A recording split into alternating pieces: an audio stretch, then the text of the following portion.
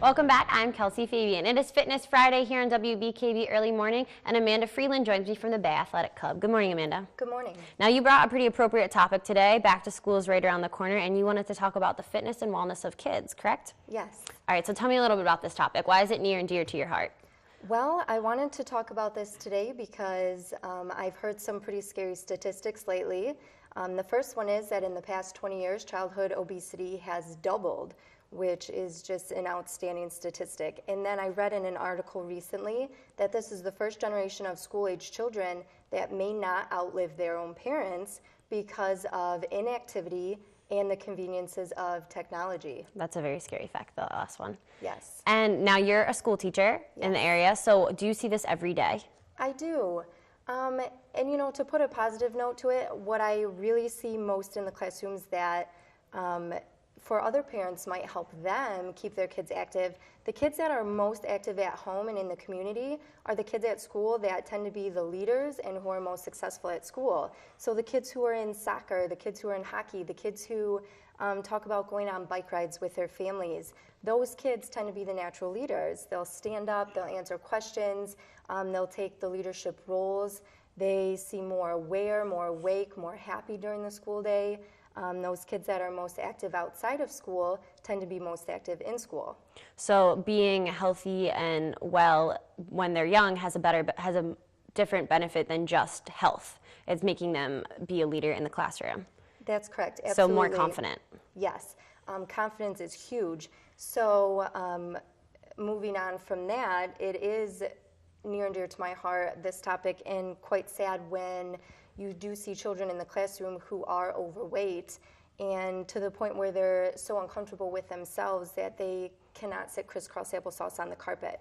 They have to sit with their legs off to the side because they're just so uncomfortable with how big they are. And it's really quite sad, even as young as kindergarten, kids do know when they look different, and kids do know when they don't fit in or when the kids don't talk to them as much. And what I have seen as a teacher in the past few years is that they either tend to be very shy, children who are overweight, or they tend to be a little bit aggressive as a defense, and that affects their friendships, that affects their schoolwork, and it just affects their day. And as a teacher, how do you handle that when you can tell a kid feels that way?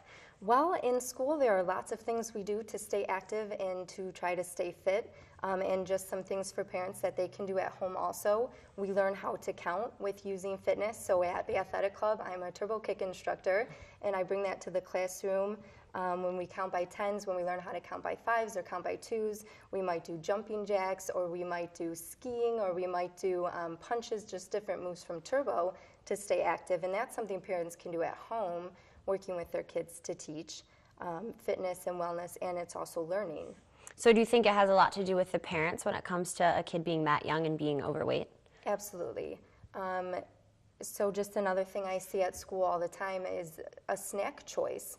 So the kids who are the ones talking about being active in the community, who play sports, tend to be the students who also bring a piece of fruit for their snack, or trail mix, or cheese and crackers.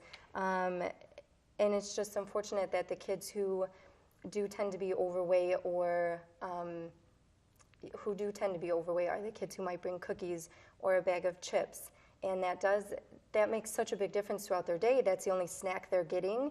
And so by the afternoon, if that's all they've had is a bag of cookies, their energy is just gone and their attention is gone. Being that young, it is important, the nutrition side of it as well. But it's not like a 5 or 6-year-old can choose what to bring for their snack because their parents are the ones doing the shopping. Right. Now you said their attention is low if they eat something like cookies, so it helps their learning even if they're eating healthy. Oh, absolutely. Nutrition is huge. And so their focus comes so much from being active and eating well. And children's wellness has to be all around, just like adult wellness. Okay, and then I know you wanted to talk about sleep and how that affects kids. So Tell us a little about this. So a lot of parents don't realize that preschool age children need 11 to 13 hours of sleep every night. Oh, that's more than half their day. Yeah, that's so much. I had no idea. Yes, so that's quite a bit of sleep. But even starting in kindergarten to Even junior high kids need between 10 and 12 hours of sleep. Wow. So that is half their day, and it is quite a bit. And so children need to be going to sleep at an earlier time and really resting well. So not just being in bed by 9 o'clock, but being asleep by 9 o'clock or being asleep by 7:30 for younger kids. And do you know why that is? Is it just because they're in a growing stage, so their body's using a lot of energy to grow, or? Yes, absolutely. So they're developing, and that sleep is key to their development, but also when they get to school in the morning, one of the other things that just breaks my heart as a teacher, when a 5 or 6-year-old comes to kindergarten and they're falling asleep on their desk, little kids should have more energy than anyone else, right?